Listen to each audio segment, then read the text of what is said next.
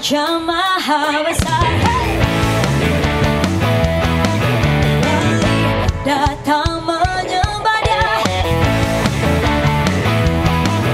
Tuhan Raja Maha Besar, datang menyembah Dia. Yang mencipta dunia yang membentuk gunung-gunung, kehadirannya datanglah, mari bersyukur padanya. Dan bersembah, bernyanyilah, Dia bantu keselamatan, puji Dia, Tuhan Raja Maha Besar.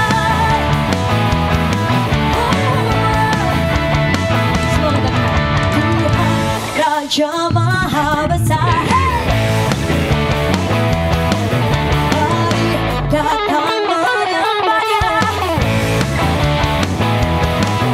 Tuhan Raja Maha Besar, mari datang menyembah Dia. Yang mencipta dunia ini, yang membentuk gunung-gunung, kehadirannya datanglah, mari bersyukur padanya. Semua dengan bersuka bernyanyilah, Dia bantu keselamatan, puji Dia, Tuhan Raja Maha Besar. Dengan bersuka bernyanyilah, Dia bantu keselamatan, puji Dia, Tuhan Raja Maha Besar.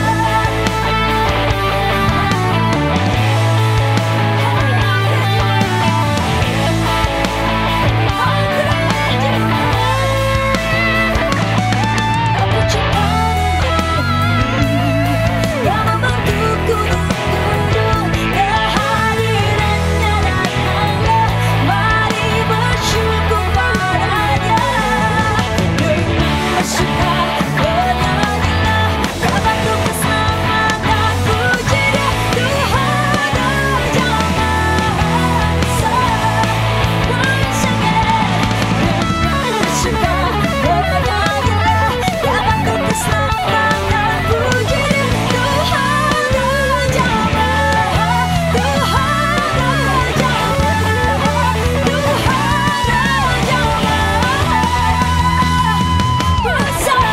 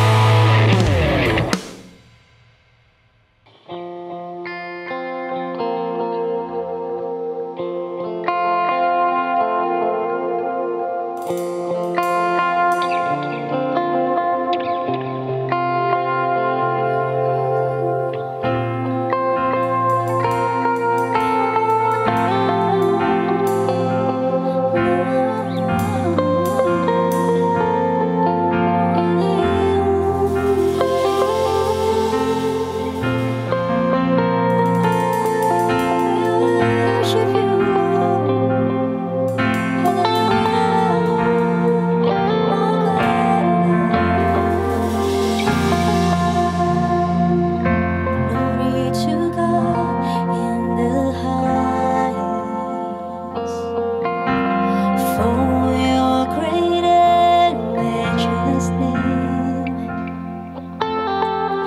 I worship You and honor You.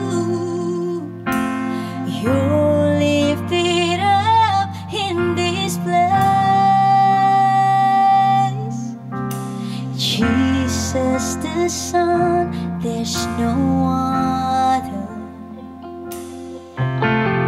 Heavenly King, Lamb of God,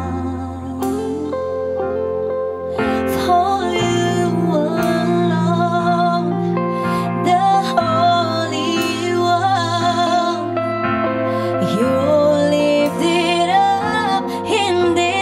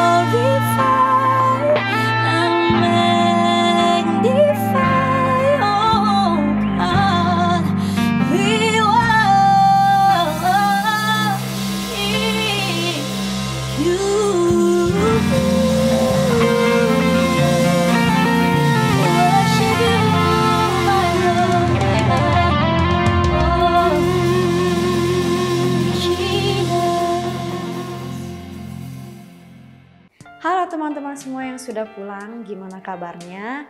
Kita ketemu lagi ibadah online hari ini. Sebelum kita mendengarkan firman Tuhan, mari kita berdoa. Tuhan Yesus, terima kasih untuk hari ini, terima kasih untuk setiap penyertaan-Mu hingga hari ini Tuhan. Kami bisa boleh berkumpul lagi di ibadah online hari ini, biar Tuhan yang berkati. Kami juga sebentar lagi akan mendengarkan firman-Mu, biar Tuhan urapi hamba-Mu Pastor Firdy yang akan memberitakan firman-Mu, biar Tuhan urapi setiap perkataannya supaya bisa menjadi rema bagi setiap kami. Dalam nama Tuhan Yesus kami berdoa dan mengucap syukur. Haleluya. Amin.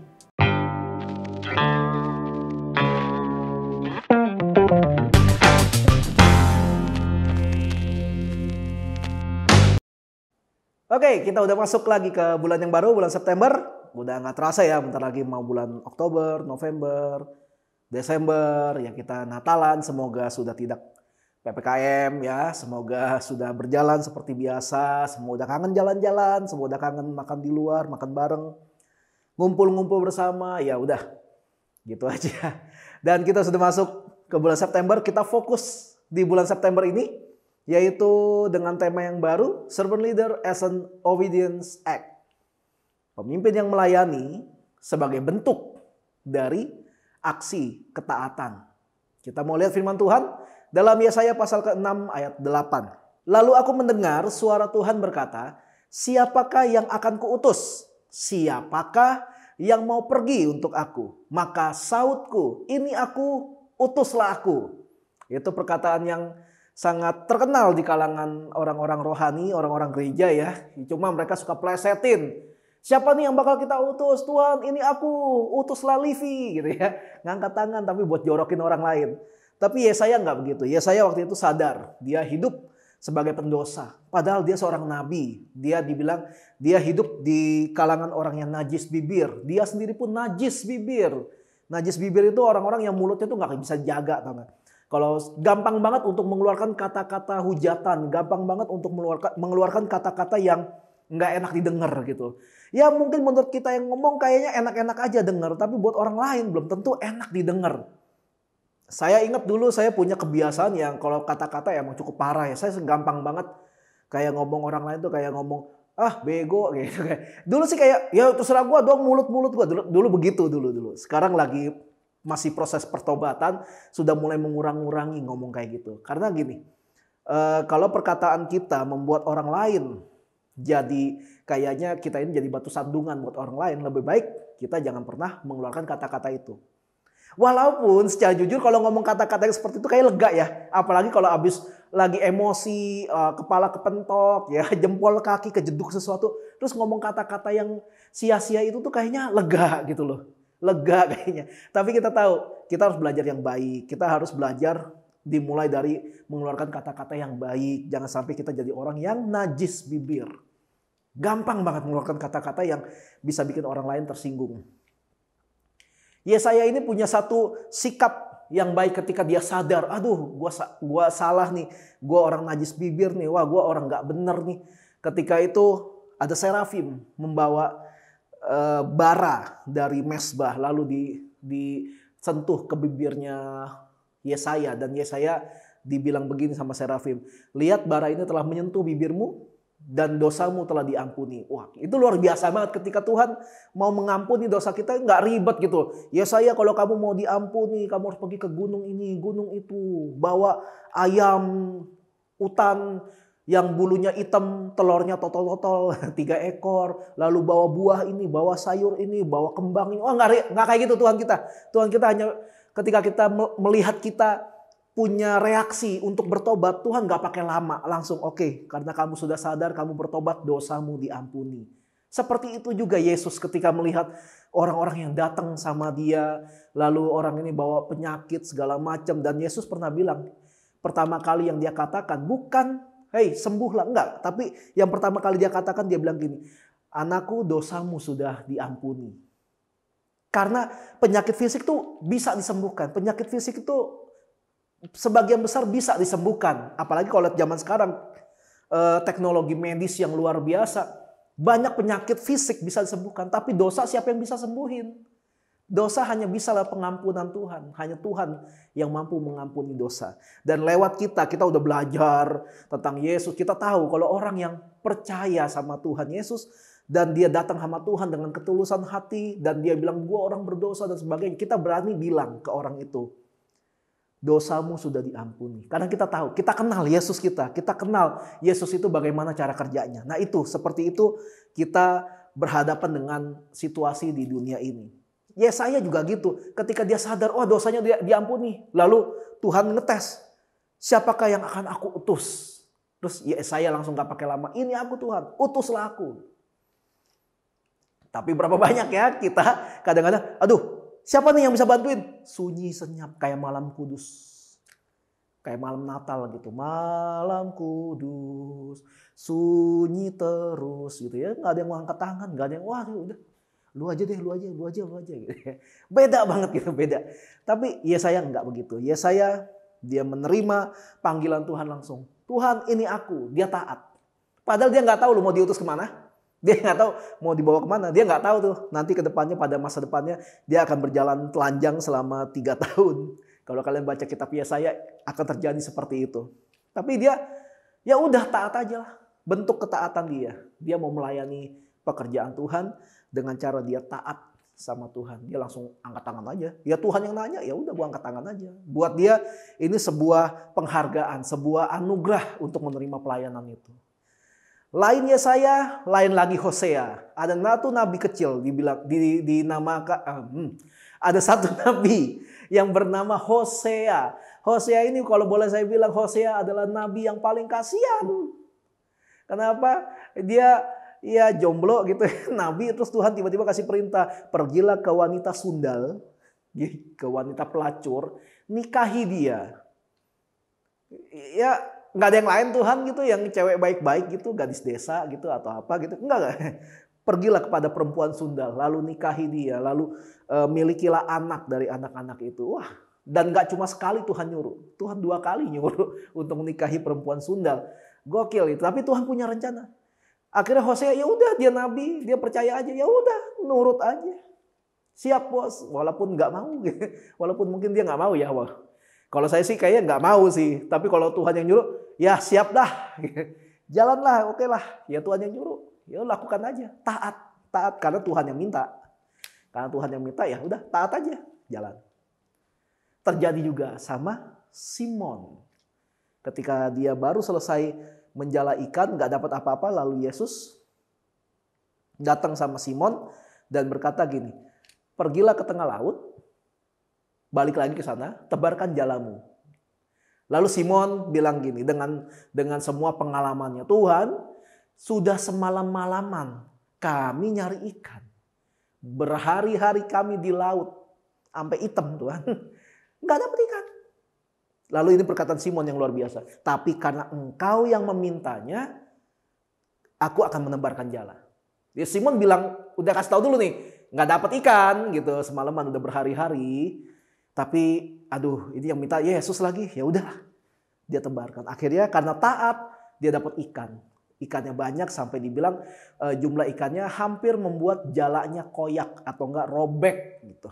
Ya itu contoh sebagian kecil dari nabi Tuhan dan pengikut Tuhan yang memilih untuk taat. Walaupun kita kayak sadar itu kayaknya enggak deh gitu. Kayaknya enggak banget gitu, enggak gue banget. Tapi kita tetap mau taat, kita tetap mau lakukan itu karena Tuhan yang minta. Nah itu ya taat, itu taat.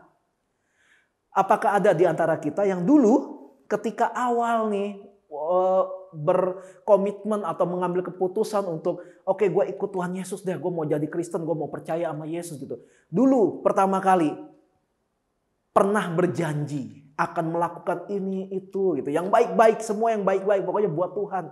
Wah Tuhan, gue mau melayani Engkau, gue pengen begini, gue pengen begitu, gue gini gitu. Dulu, itu dulu. Tapi sekarang nggak begitu lagi. Nah ada nggak yang kayak gitu? Ada nggak? Kalau ada, ini pesan buat kalian, kembalilah pada kasihmu yang semula. Kata firman Tuhan. Kalau dulu lu pernah semangat dulu Dulu lu pernah excited banget ketika denger, wah bentar lagi ibadah, wah bentar lagi pelayanan, wah bentar lagi hari Minggu, wah bentar lagi gini, wah semangat. Tapi sekarang, ya bentar lagi Minggu ya, aduh gitu. Udah lain, hatinya udah lain. Dulu langsung lupa janji yang dulu. Mau kasih yang terbaik buat Tuhan gitu ya. Tuhan kalau raja, kalau doa sampai nangis-nangis ya, kalau doa sampai ke guling-gulingan gitu. Tapi sekarang bagaimana? Kalau kita ngomongin masa lalu terus ya, percuma, sudah lewat. Kita lagi ngomongin sekarang. Sekarang bagaimana? Apakah kita masih merawat kasih kita yang semula? Apakah kita masih ingat keputusan yang pernah kita ambil waktu dulu? Janji kita yang pernah kita ambil waktu dulu? Kembalilah pada alasan mengapa kamu memilih Yesus sebagai Tuhan. Kembali pada alasan itu. Coba ingat-ingat lagi. Coba ingat-ingat lagi. Jangan sampai ketaatan kita berubah. Berjalan dengan waktu kayak, kapan gue pernah ngomong kayak gitu? Kapan ya? Langsung kayak orang linglung gitu ya. Jangan berubah karena kondisi hidup. Jangan merubah sikap hati kita kepada Tuhan karena kondisi hidup. Karena kondisi hidup selalu mengarahkan kita pada apa yang dilihat manusia. Bukan apa yang dilihat Tuhan. Kita kalau ngeliat sekarang, aduh capek, kerjaan hilang semua gara-gara PPKM. Kita salahin COVID, kita salahin Corona, kita salahin pemerintahan. Kadang-kadang kita salahin Tuhan. Kita udah berdoa, Tuhan kenapa COVID gak hilang-hilang. Kalau kita melihat kondisi hidup kita kayak gini, kita hanya melihat apa yang dilihat manusia. Bukan yang dilihat Tuhan. Kita nggak tahu kan yang Tuhan melihat apa. Siapa tahu sekarang Tuhan melihat akhirnya ada orang-orang bertobat gara-gara pandemi COVID ini. Akhirnya ada anak-anak yang kembali pada kebenaran karena COVID ini. Bisa aja Tuhan melihat hal itu. Makanya kenapa kita jangan sampai merubah hati kita hanya karena kondisi hidup. Berat kondisi hidup, berat. Saya dan istri berat sekali ngalamin ini. Tapi kita coba jalani ini dengan sukacita. Kita jalani ini dengan berserah sama Tuhan.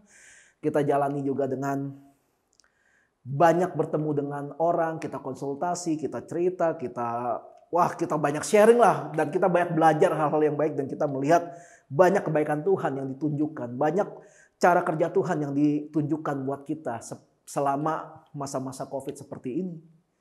Jangan berubah hati kita, jangan merubah alasan kita untuk ikut Tuhan yang dulu itu hanya karena omongan orang. Karena omongan orang tidak selamanya bisa dipercaya, tapi perkataan Tuhan selalu tergenapi. Kita sadar Tuhan kalau ngomong, kalau dia sudah katakan dalam firman-Nya, dia pasti akan lakukan. Yesus bilang gini, bahkan satu iota pun dalam firman Tuhan tidak akan pernah hilang sebelum perkataan itu melakukan tugasnya atau perkataan itu digenapi. Jadi jangan merubah alasan kita cuma karena ada orang yang ngomong, aduh udahlah ngapain lu kayak gitu, ngapain lu ikut Tuhan, ngapain lu pelayanan, mendingan kita happy-happy lah gini ya. Nggak usah lah Kristen-Kristenan lah, nggak usah, gua agnostik aja, agnostik udah, nggak usah gereja, nggak usah pelayanan, langsung lupa sama alasan yang pertama. Silakan kalau ada yang pilih agnostik dari dulu silakan, tapi jangan bawa-bawa orang lain. Tapi kalau kalian mau memilih untuk itu ya silakan sebenarnya. Tapi saya mau kasih tahu begini. Jangan melupakan apa yang pernah kalian janjikan dulu. Kalian dulu berjanji karena kalian mendapat sesuatu kan. Bukan karena tiba-tiba seneng gitu. Lagi duduk anteng gitu. Tiba-tiba oh seneng gue nih. Gue ikut Tuhan lah. Kan gak gitu kan. Pasti kan ada hal yang memicu kita sampai kita mengucapkan janji itu. Kita mau pelayanan, kita mau gini, mau gitu. Mau sekolah STT, mau pelayanan, mau sekolah musik. Buat pelayanan sama Tuhan. Mau jadi full timer dan sebagainya. Terserah banyak banget ya. Banyak banget. Jangan melupakan itu. Karena kita akan jadi pembohong di hadapan Tuhan kalau kita melupakan itu. Jangan juga berubah karena pelayanan yang kamu lakukan selama ini tidak membuahkan apa-apa. Kelihatannya tidak membuahkan apa-apa. Karena beda buah, beda juga waktu yang diperlukan untuk buah itu matang. Jadi kalau kita melihat orang lain, kita selalu membandingkan diri kita dengan orang lain, pasti ada aja cacatnya. Ada aja yang kayak kurangnya gitu. Enak ya dia baru mulai gereja tapi kok udah rame. Enaknya dia baru mulai gini tapi kok kayaknya wah udah banyak timnya gitu. Kalau kita membandingkan diri kita sama orang lain itu kayak nggak habis-habis. Kita akan selalu ngiri, terus kita sirik, terus ngeliatin orang lain. Untuk menghasilkan buah durian dengan buah apel itu butuh waktu yang berbeda. Gitu juga buah jeruk, buah mangga itu butuh waktu yang berbeda-beda. Jadi tekun aja, lakukan aja terus. Sampai pada waktunya nanti kita menghasilkan buah. Bukan soal, boleh cek di Alkitab. Yesus nggak pernah nanya buahmu ada berapa. Buahmu ada berapa itu selama kamu hidup, kamu sudah menghasilkan buah berapa banyak gitu. Nggak pernah, Yesus nggak pernah nanya itu. Yesus cuma bilang, dari buahnya lah kelihatan. Kamu harus berbuah sesuai dengan pertobatanmu. Yesus nggak pernah nyari kuantitas. Jadi buat kalian yang suka, lu selama jadi Kristen udah bawa jiwa berapa banyak ke gereja. Ajaran siapa itu? Yesus nggak pernah ngajarin itu. Boleh cari di Alkitab. Boleh debat sama saya kalau perlu. Yesus nggak pernah nanya buahmu berapa banyak. Nggak pernah. Yesus hanya bilang kamu harus berbuah. Sangat mudah untuk mengakui kalau Yesus itu Tuhan. Sangat mudah untuk berkata, saya percaya kepadamu Tuhan. Gitu, di gereja, di persekutuan, di komsel. Ngomong kayak gitu. Wah, kalau doa keren banget. Dan pokoknya, wah saya cinta engkau Tuhan. Saya mau berbakti untukmu Tuhan. Sangat mudah untuk cerita-cerita kesaksian hidup kita dimanapun. Tapi sangat sulit untuk taat setaat-taatnya pada perintah Tuhan. Ada orang yang taat banget soal doa pagi. Waduh, ayam belum berkokok, dia kokokin duluan tuh ayam. Sampai ayamnya kaget. Ada yang taat banget doa pagi. Tapi perkataannya selalu nyakitin orang lain. Dia ingat perintah, tidak sanggupkah kamu berjaga-jaga 1 jam saja. Tapi dia lupa tentang dosa karena lidah. Ada orang yang taat banget baca Alkitab. Tapi nggak pernah bantu orang yang kesulitan. Dia ingat perintah renungkan firman Tuhan itu siang dan malam. Tapi dia lupa perintah apapun yang kamu lakukan terhadap salah seorang yang paling hina ini. Kamu melakukannya untuk aku. Yesus udah bilang perintah yang satu harus dilakukan. Perintah yang lain jangan diabaikan. Jadi kita nggak boleh kayak mau taat sama Tuhan tuh cuma ngambil, kayaknya ini seru nih kalau gua taat, ambil yang ini, yang ini, lo nggak kurang keren masa gini, nggak bisa. Jangan ambil yang kalian seneng, yang lainnya kalian bodo amat gitu. Kalian cuma fokus present worship. Tapi lupa belas kasihan, lupa sama keadilan, program terus. Tapi lupa sama hubungan sama Tuhan. Hubungan dengan sesama. Nggak bisa. Jangan ambil perintah yang satu lalu yang lain diabaikan. Itu kata Tuhan Yesus. Bagaimana cara melatih taat sama Tuhan? Gimana sih caranya? Gue pengen taat sama Tuhan, tapi kan Tuhan nggak kelihatan. Tahu dari mana? Kita kalau misalnya kita ini berkenan sama Tuhan gitu, apa yang kita lakukan itu benar-benar diterima sama Tuhan. Bagaimana caranya? Kan nggak kelihatan Tuhan gitu. Cara termudah untuk belajar taat sama Tuhan, cara termudah adalah ya tentunya baca Alkitab dulu ya. Baca dalam Alkitab kayak apa isinya, baca. Jangan loncat-loncat. Ya, yang suka baca buku renungan gak apa-apa, baca aja. Tapi ada waktu juga untuk baca sendiri Alkitabmu. Baca juga Alkitabmu, jangan bergantung sama buku renungan terus.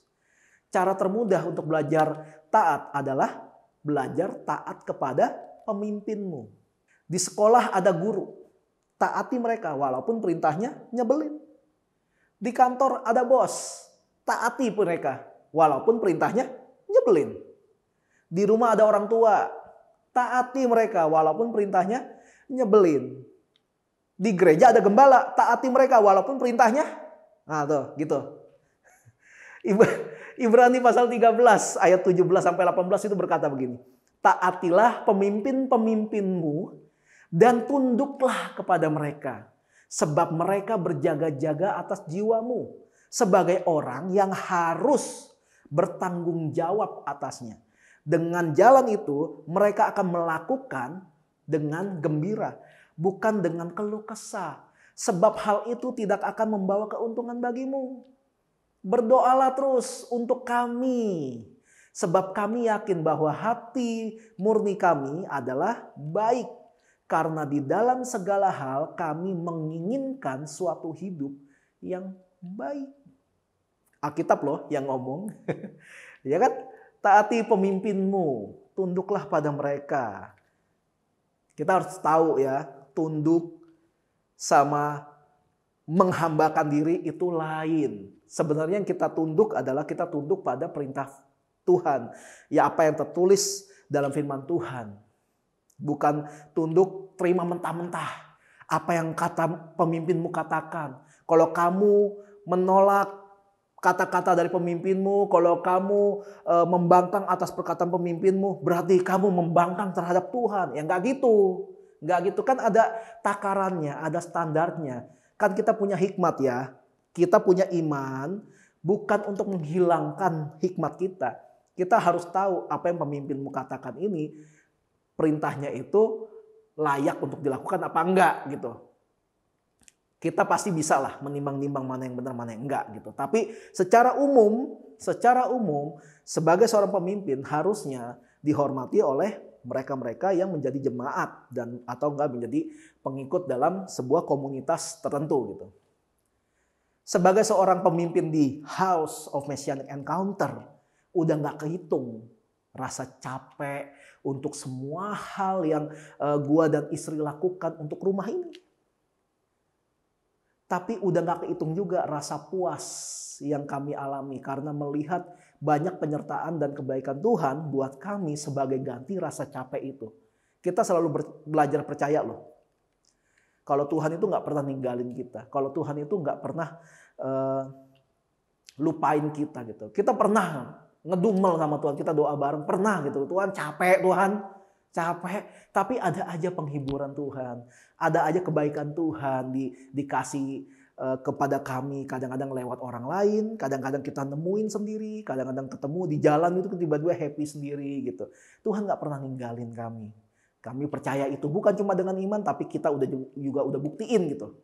Firman Tuhan yang tadi kita baca itu bilang taatilah dan tunduklah pada pemimpinmu. Bukan supaya, tapi karena. Kenapa harus tunduk dan taat pada pemimpinmu? Karena kami ini, para pemimpin di sini, berjaga-jaga atas jiwa kalian. Berjaga-jaga dari ajaran sesat yang masuk. Kadang-kadang ada aja yang nanyain, kok ini bener kasih, kok ini. Untung mereka nanya. Jadi kita bisa kasih tahu ini sesat apa enggak. Berjaga-jaga dari segala kelakuan yang buruk yang bisa merusak hubungan antara member dengan member yang lain. Berjaga-jaga dari banyak hal, termasuk berjaga-jaga dari konflik yang timbul dari dalam keluarga kami sendiri. Kita sebagai suami istri mah, ya kalau yang orang lain lihat kayaknya wah seneng terus ya. Ko Firdi, Cilivi, seneng terus ya, mesra terus ya. Ya emang kalian gak tahu aja kita pernah ada konflik. Tapi sampai hari ini kami selalu belajar, kami punya komitmen. Kalau kami sampai ada konflik, kami gak mau ada orang lain tahu. Konflik kami hanya untuk kami dan harus kami selesaikan sendiri. Jangan bawa-bawa orang lain, jangan cari masa untuk mendukung. Enggak, pasti bisa diselesaikan kok. Orang konfliknya dari dalam diri kok. Itu nggak beda dengan kayak kita tiba-tiba sakit perut gitu. Gara-gara makan mangga muda di pagi hari. Ya kan salah sendiri. Ya udah cari obatnya, sembuhkan. Sembuhkan sakit perutmu gitu. Kayak gitulah. Perjuangan kami adalah untuk menjadi contoh yang benar untuk semua jemaat. Kami belajar jaga hati, belajar mengontrol respon hidup kami. Belajar take care buat semua jemaat sebisanya. Sebisanya kami perhatiin semua jemaat gitu ya. Dan sebagainya. Ada banyak gitu yang kita lakukan sebagai seorang pemimpin di sini. Minimal bentuk ketaatan yang harus dilakukan para jemaat dan semua orang yang terlibat dalam komunitas ini adalah berdoalah bagi kami. Kami ini masih manusia, pasti ada capeknya, ada lemahnya, ada emosinya. Tapi setidaknya dengan ketaatan yang jemaat tunjukkan kepada kami, ya salah satunya dengan berdoa bagi kami bisa melakukan semua kesibukan ini dengan gembira. Walaupun capek tapi gembira. Walaupun kayak mumet gitu, tapi kami lakukan ini semua dengan gembira. Siapa yang gak suka diperhatiin? Istri saya pasti suka diperhatiin. Wah, Yang, kamu wow. Gitu.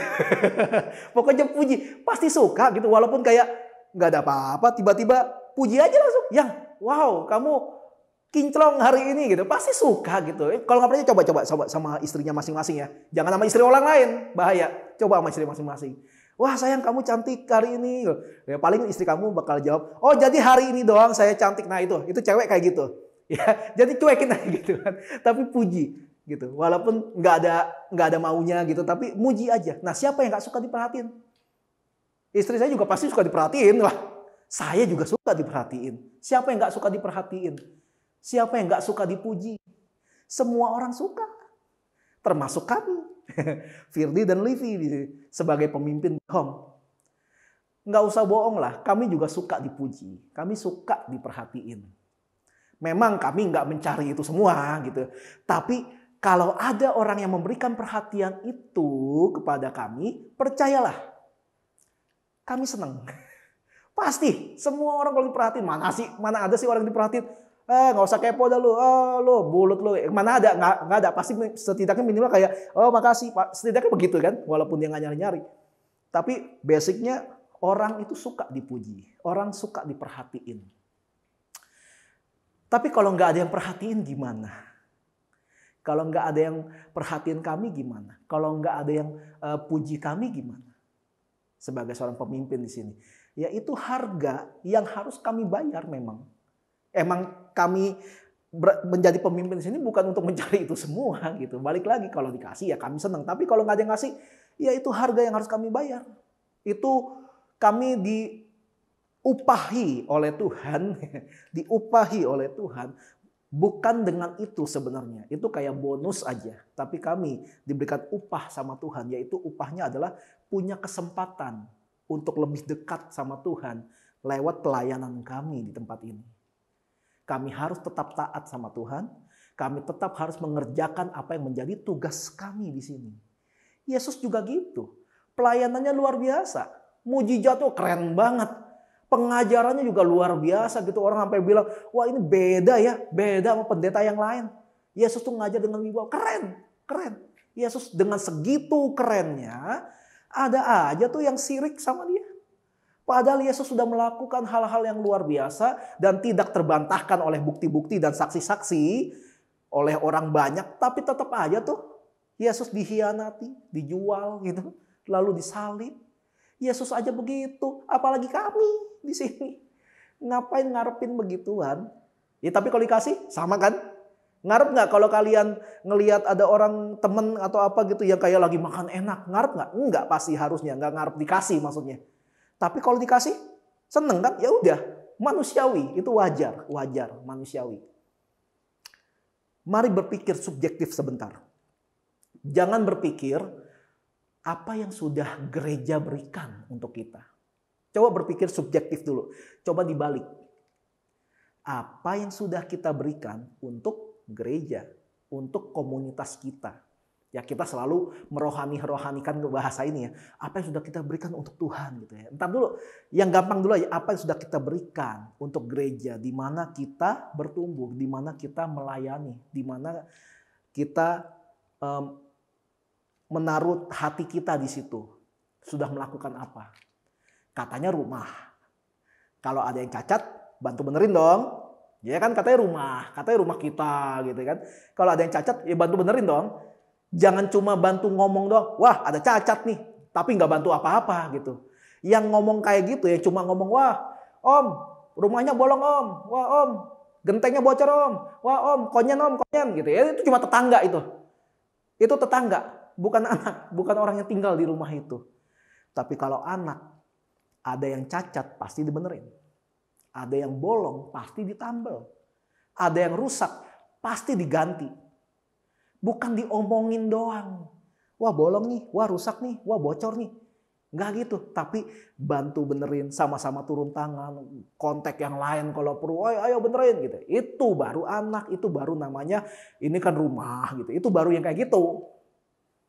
Yuk belajar taat. Dan melakukan bagian yang memang harus kita kerjakan. Sama-sama bangun rumah ini. Sama-sama rawat. Sama-sama bersama-sama.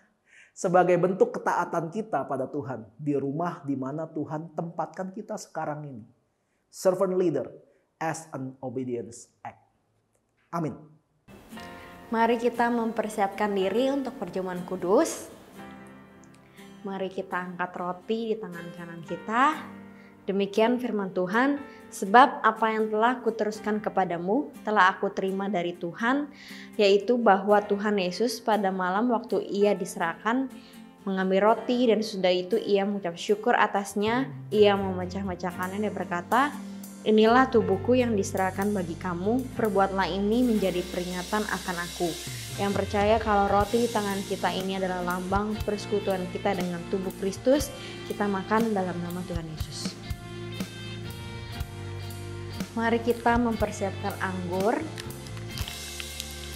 Mari kita angkat anggur di tangan kanan kita. Demikian juga ia mengambil cawan sesudah makan lalu berkata, cawan ini adalah perjanjian baru yang dimateraikan oleh darahku. Perbuatlah ini setiap kali kamu meminumnya menjadi peringatan akan aku. Yang percaya kalau anggur di tangan kita ini adalah lambang persekutuan kita dengan darah Kristus, kita minum dalam nama Tuhan Yesus.